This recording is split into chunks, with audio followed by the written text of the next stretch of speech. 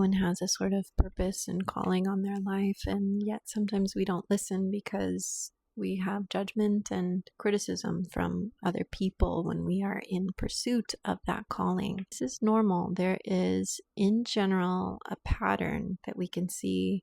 It's a very biblical pattern too, in that God usually calls somebody and then people reject and misunderstand that person, and then there's a humbling period, a period where the purpose is delayed and there's a refinement and a sort of rejection, and then they become established in their purpose and calling.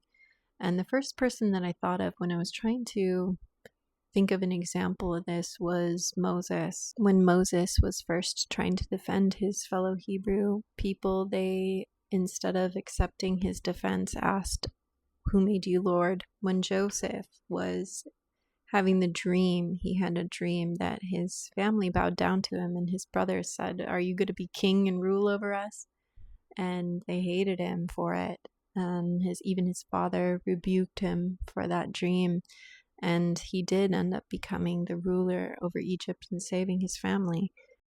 David also, he was dismissed by his brothers and hunted by Saul, forced to go into caves for hiding. And Jesus, of course, is the ultimate example. When he was first establishing his anointing, he did it in his hometown, and they went up into a frazzle. They were so frazzled that they got him to a cliffside and meant to throw him over it. But because they were so frazzled and he had so much peace, he was able to just walk right through them. But the pattern seems to be that before we can be responsible for the full anointing of our purpose or our calling, that we have to allow God to empower us through the rejection. The refinement, like gold, right? The gold is already present. The calling, the purpose is already there, but there's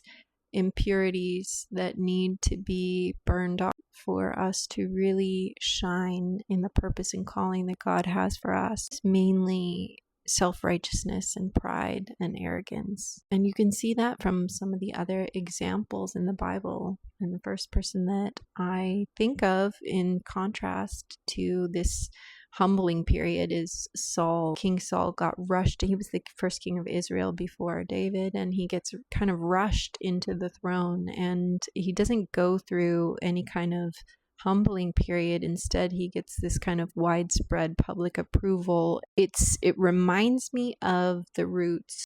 When Jesus said, "Be mindful of the soil that the message goes into," because if it goes into rocky soil, the roots won't be able to get deep, and when something comes along that is going to shake the plant, it will collapse. It's going to fall. You need to have strong roots established. He was not able to let that period refine him in wisdom and growth. Instead, he let it destroy him and wanted to destroy David. And then the sons of David, there was two of them that tried for David's throne. There was Absalom, who was publicly praised for his appearance and charm, and he rushed into rebellion, the things that God hates. One of them is feet that rush to do evil.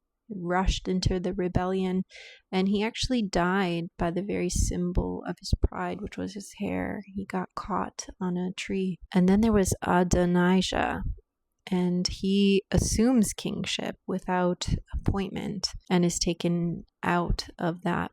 This is versus Solomon, who was the true anointed king, who waits while everybody else is fighting for position, fighting for power, and he waits, and yet when it's his time, when he's called upon, he acts.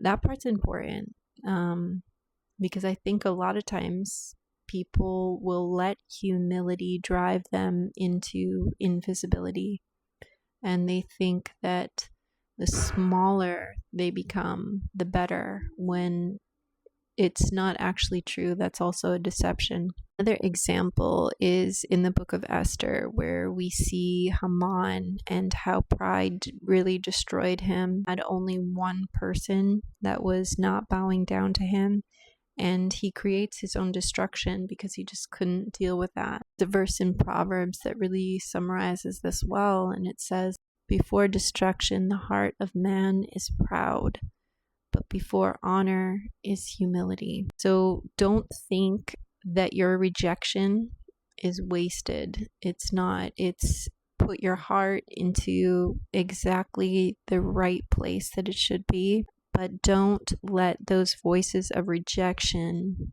be louder than the calling of God on your life. It's with a humble heart that we have to be accepting of the gifts that God is offering us.